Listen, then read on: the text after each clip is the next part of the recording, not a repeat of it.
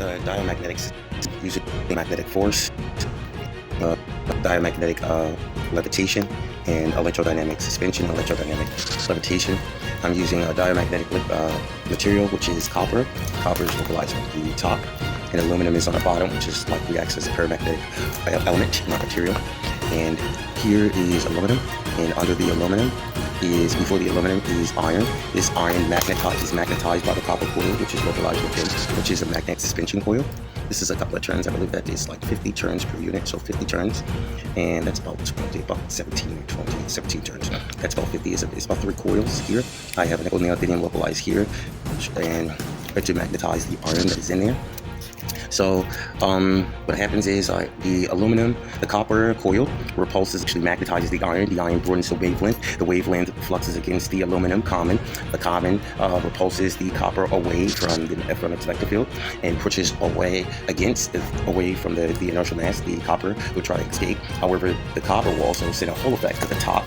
The top is having the iron sheet with a copper coil on its surface, and behind the copper coil is, behind the metal sheet is a copper sheet, and that copper sheet within the magnetic field of the aluminum will repulse away because of the electrodynamic radiation of the common that is having the same polarizations of positive charged particles, cause it to actually away from each other to escape. Now here I have a linear motor. This is the top part. I have a casing that goes over here. However, I don't want to place the casing on until I make the wrappings of the coil, which must go around the side.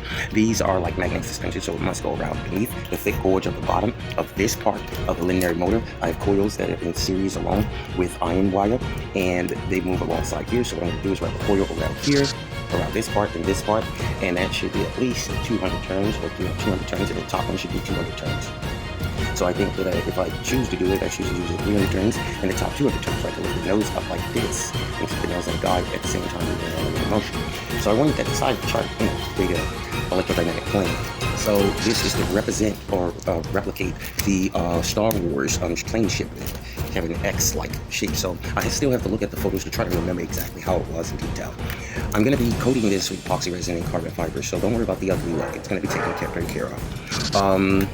When I coat it with the carbon fiber, so, and the ribbons and stuff like that to make it, close the textures. I needed tape to hold certain areas before I even add the epoxy resin, but I wanted to make sure that all the pieces that I wanted to go in the exact area to fit in the temporary, got the entire thing exactly how. Then I would take it apart and add the rhythm, incorporate this structure. So in here, there is a nickel and there is magnets on the other side. And you see I have 2 coils in here, I have more than 2 coils in here. Because this is suspended in here. Nevertheless, the front side where the solenoid coil is, the linear motor, this will be copper at the top and aluminum at the bottom. So I have the housing already, but I'm waiting to spun it. I'm just about to spun the collision on the edges of the gorge. So right around here, and right around here, and that would be the magnetic suspension. We use a metal wire, number 24 gorge to flux the density to create a bunch of fluxes for the water. And I should have a wild Tesla, so I didn't count, but I know it's should be way over 30 Teslas. So I'm counting on more like 60 Teslas, which is actually a coil that it exceeds, which is actually 1 Tesla is 144 inches, and 144 inches is 12 feet.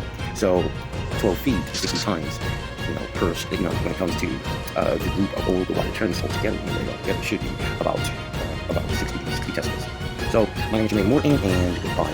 I will finish this Star Wars plane soon. This is the other one I did, which is the old one, which is using the permanent magnets of flux. Density of these permanent magnets on the armature. You can have the motor fuse, torque around like permanent magnet like this, and flux the density of the coils of the thing. I thought I would get it suspended. I have also coils under, and I plan to also add more coils, but I did not want to deal with the plastic, so I just wanted to make it all in coil. So I would just have to replicate this part over in coil, this plain coil, and the Faraday cage coil with the copper sheet and the aluminum sheet. And I'm probably going to add other blocking EMF blockers for the top and bottom, so I get a nice easy push. I plan also to add single-phase voltage capacitors at a 30 to 60 virtual stepping up to 828 hertz or 4,096 hertz. So each motor should have a single-phase voltage capacitor. So my name is Xwing Morton, and goodbye. I'll tell you more about it when doing the painting, the parts and segments for the small motor to actually the wings and the tail. So I have to look at the picture to see how it looks. I really don't know how it looked that much. I just came out of intuition. I had coils. I decided to do something, and I'm not using it for anything else. So as of now, so I decided to just play it. And my name is Xwing Morton. Goodbye.